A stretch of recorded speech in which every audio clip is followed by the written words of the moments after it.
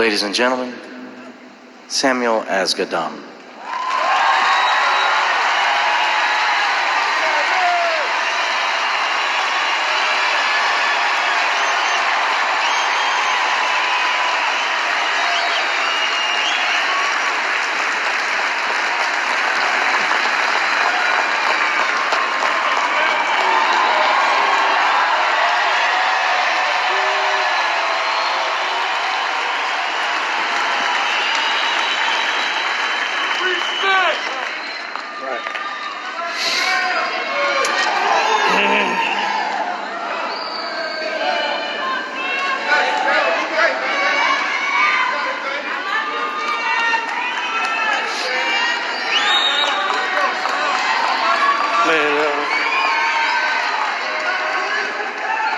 Everybody here already knows Nip, man, and through the music, personally, I swear to God, everything he said in the music was who he was, and it's not too much I can't tell you about him, and I just hope that he knows we all proud of him.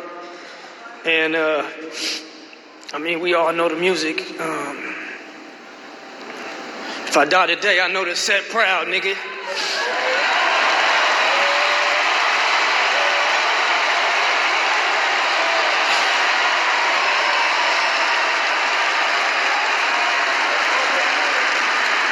And that's how Nip thought, he loved everybody, and he loved who he grew up with, where he grew up, and just wanted to inspire and always bring something back and make, it wasn't about how some people think handouts and giving. When we was growing up, we just admired the people in the community that was hustling and had, because we grew up kind of had not, so they didn't have to give us anything. They inspired and showed us a way, and we molded ourselves after the positive people that wasn't on drugs, that wasn't alcoholics, the hustlers basically. And so they didn't have to really even say anything to us. They demonstrated with action. And Nip, that's what Nip was about. Nip was about demonstrating and coming back. The people could walk up, touch, see. And, he appreciated, whether he said it or not, the pats on the back. And it meant a lot to him. Bro, keep doing your thing, man. We appreciate what you're doing. You making it look good. You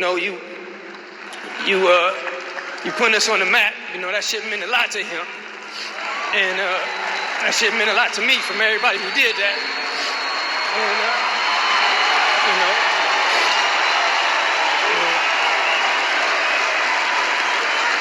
And, like you said, if I die today, I made the set proud, nigga. You made the world proud. Look at this shit, bro.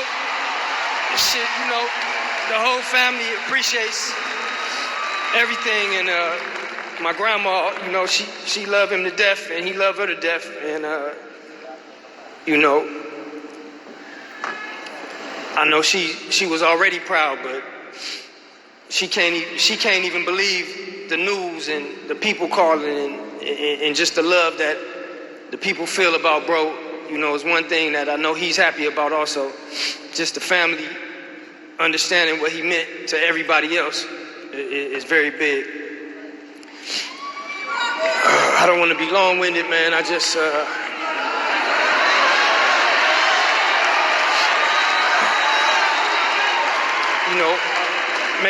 maybe I'll tell you some things maybe you didn't know about Nip, man.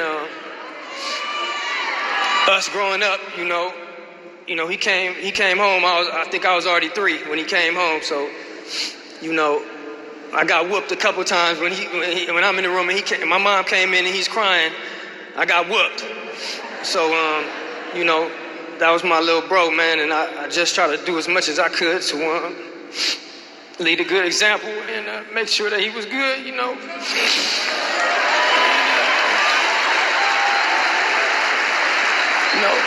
I hope I loved him and I was proud of him, and I know he loved me, man, and many a times, growing up.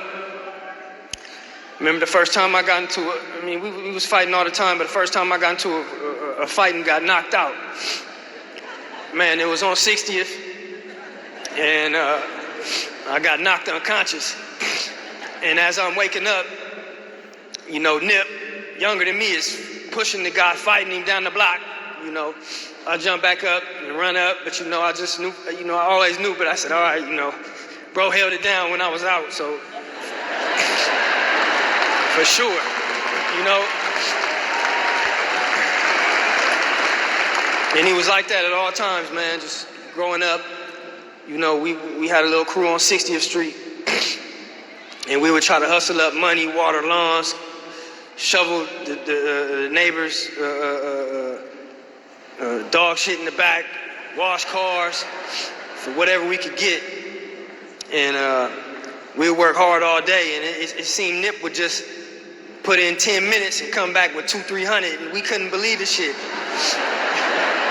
We like, man, I've been working 12 hours for $15 and you can hit the block with 200. You know, he always had a scheme. He was always so intelligent and charismatic.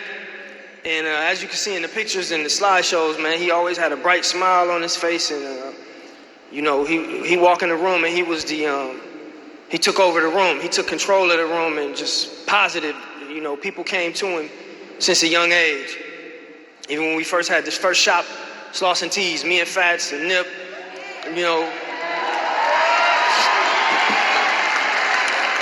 Adam, we used to always say, soon as Nip pull up, you know, we didn't want all the homies hanging out in the front. You know, soon as Nip pull up, he's there for 10 seconds. I don't know, phone calls is being made, the whole hood is there.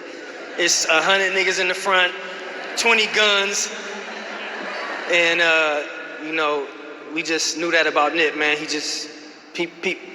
He attracted people. People were attracted to Nip, and you know he always was positive. And I think he just inspired a lot of people, man. So that's one of the things. I got so many stories, man. Nip built our first computer. My grandfather really bought our first computer. We ended up breaking it, throwing it away.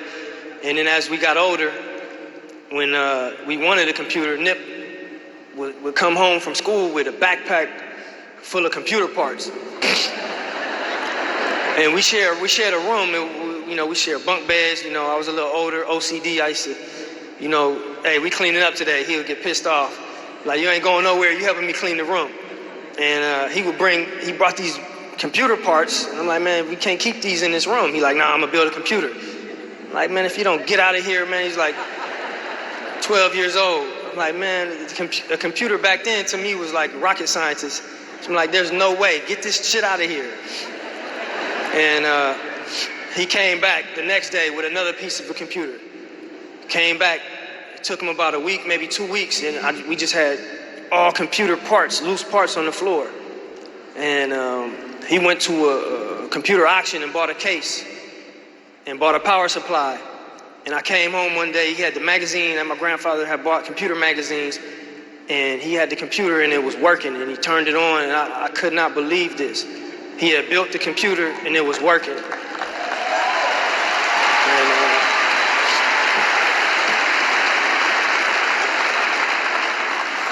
And, you know, at that point I was just amazed, and you know, I really was mind-boggled. I just, you know, I was proud of him, and my mom, everybody, we couldn't believe it. And people in the family were coming over and was so astonished that his IQ, or just that he was able to do something like this.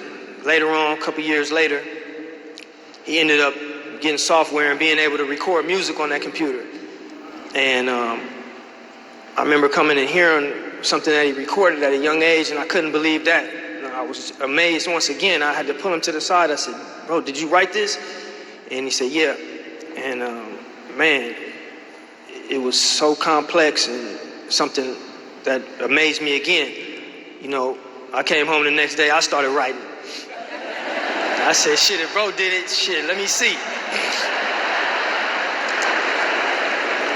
Man, I must have wrote for 2 weeks, and I threw all that away. I said, okay, it skipped me.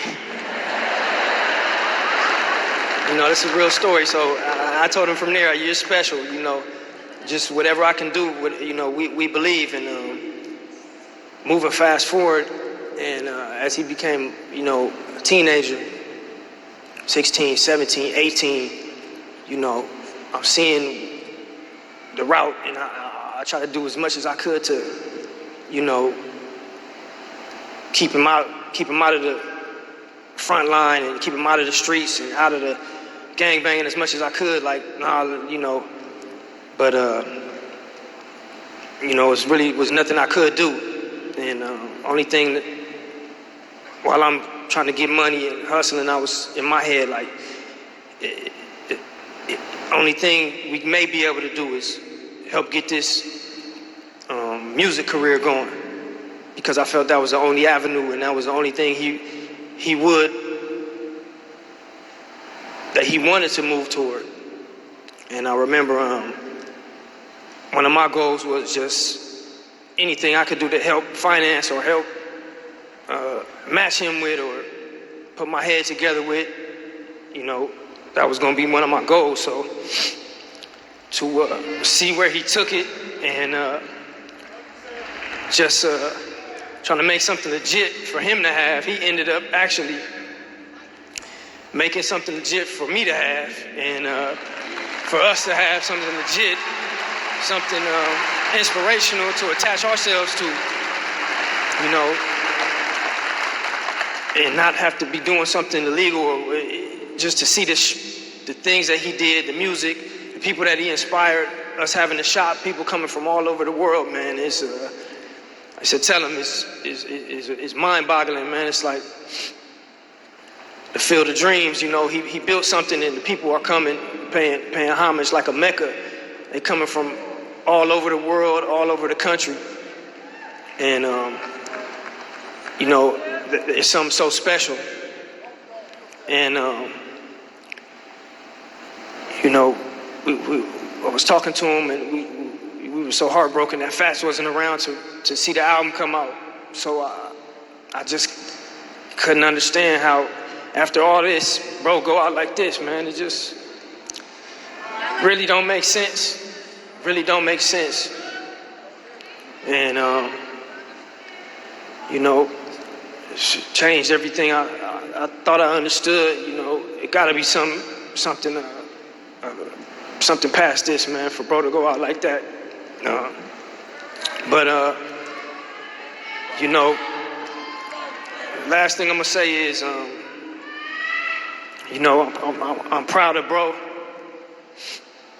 You know, he always looked out and always wanted other people to go. You know, it wasn't just about him getting there. You know, he'd been fly since a young age. You know, it wasn't about that. It was about bringing it back and inspiring and building. And he had so many plans, and he had so many people that he wanted to involve in his plans. And it was getting there, you know. We bought the lot, man, but I don't know how we did it, you know.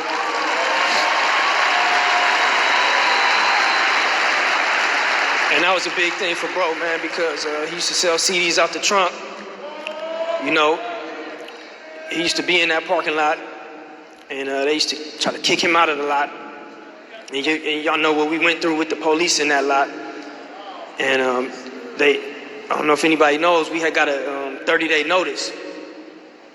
And they was kicking us out of all the businesses that we own in the lot. And the owner was like, man, I'm so sorry. The district attorney and the police, they putting pressure on us. They said we could lose this property if we don't kick you guys out the lot. I remember this used to be a vacant lot, and people used to be scared to rent the lot. You guys came here, you changed it. People are pulling up. Every lot is rented. And at this point, if you guys still are interested in buying a lot, you know, rather than kick you guys out, we're willing to sell it to you.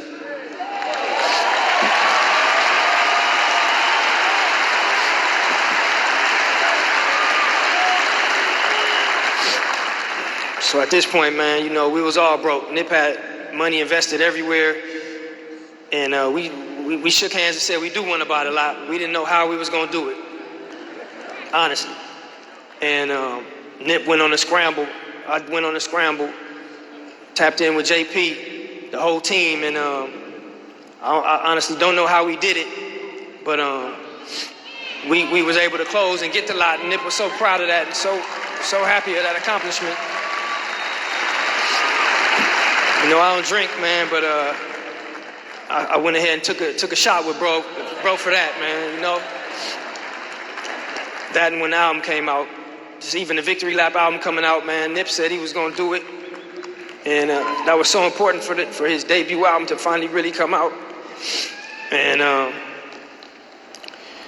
you know, I'm just so happy that the album was able to come out and he was able to do what he said he was gonna do.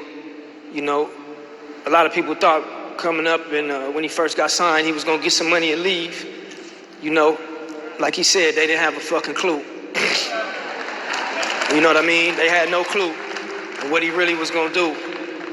And come on, I want everybody to know, man. Nip put his heart and soul on Crenshaw and Slauson. And we used to talk, you know, we gotta go. We don't know if we're gonna go at 80, 60, 30, or 20. But the one thing is to make sure when you go the right way. You stand up for what you believe in. You put your money where your mouth is. You never fold.